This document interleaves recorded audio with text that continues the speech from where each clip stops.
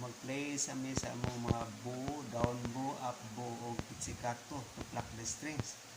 Sige, down bow taon na inday. Sige. Sige. Second string, down bow.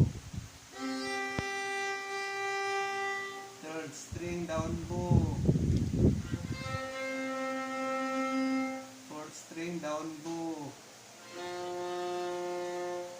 Sunod, up bow. Second string, up bow.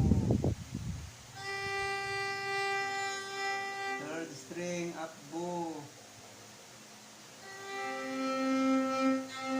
Fourth, up bow. Very good. Next is kaning pizzicato to pluck the string, pluck. Saan pag-pluck the strings?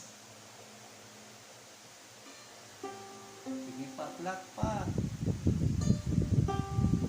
Okay, mo na pizzicato to pluck the strings sa violin. Very good. So mo tayo mo up bow, down bow o pizzicato.